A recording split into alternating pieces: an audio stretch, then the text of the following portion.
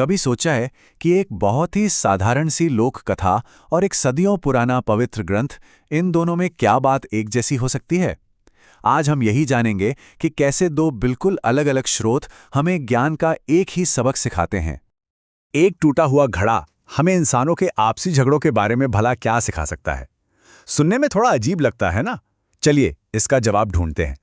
तो हमारी कहानी की शुरुआत होती है एक बहुत ही समझदार इंसान से और एक ऐसी समस्या से जो ऊपर से देखने में तो बड़ी मामूली सी लगती है।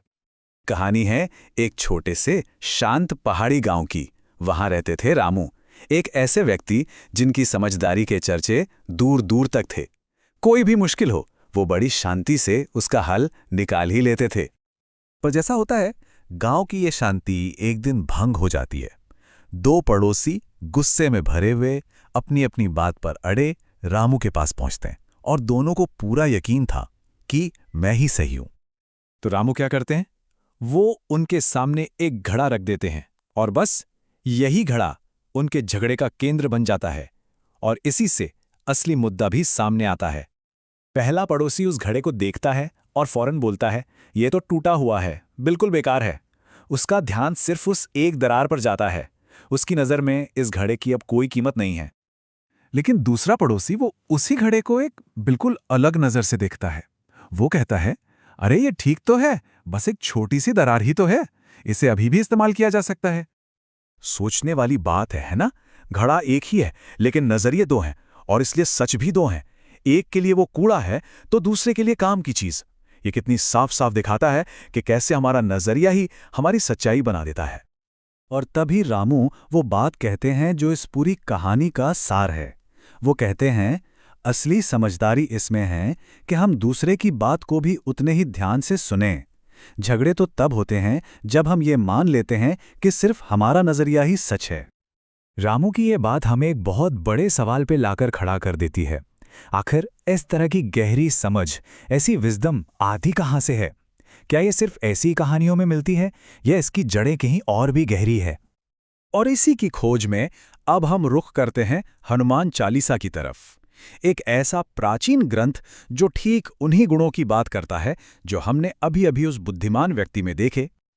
जो शायद इसके बारे में ज्यादा नहीं जानते, उनके लिए बता दें कि हनुमान चालीसा एक 40 छंदों का भजन है जो भगवान हनुमान को समर्पित है। उन्हें उनकी शक्ति, भक्ति और सबसे जरूरी उनकी निस्वार्थ सेवा के लिए जाना जाता है।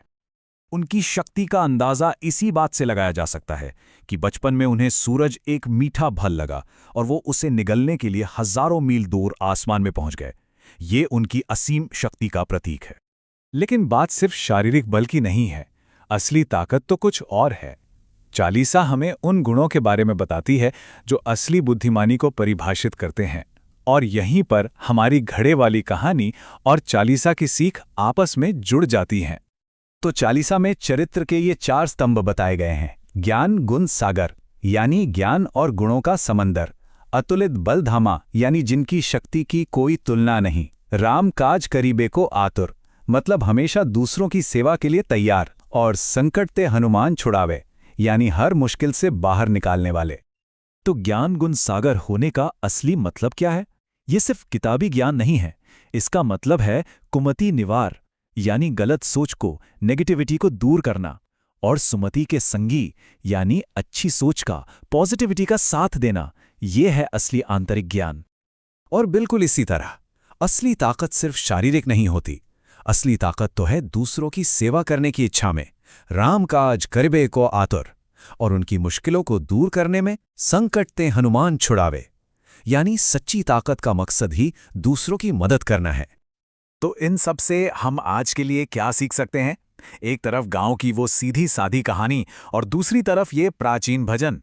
इन दोनों से हमें क्या मिलता है? यहां देखिए दोनों बातें कितनी खूबसूरती से जुड़ती हैं।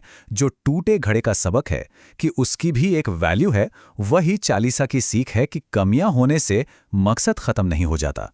दो अलग नजरिए हो सकते हैं, बिल्कुल वैसे ही जैसे ज्ञान का सागर बहुत विशाल है और जहां हमने देखा कि सुनना ही शांति की चाबी है, वहीं चालीसा कहती है कि दूसरों की बाधाओं को दूर करना ही असली ताकत है। तो आखिर में बात इतनी सी है, असली ज्ञान, चाहे वो एक गांव के बुजुर्ग से मिले या एक प्राचीन ग्रंथ से, वो बस अपने ही नजरिए से आगे देख पाने की काबिलियत है। और अब आखिर में एक सवाल, हमारी दुनिया में, हमारी अपनी जिंदगी में ऐसा कौन सा टूटा हुआ घड़ा है जिसे एक नए नजरिए से देखने की जरूरत है? कौन सी ऐसी समस्या है जिसे हम बेकार मान चुके हैं, लेकिन शायद उसमें अभी भी कोई छिपी हुई कीमत हो?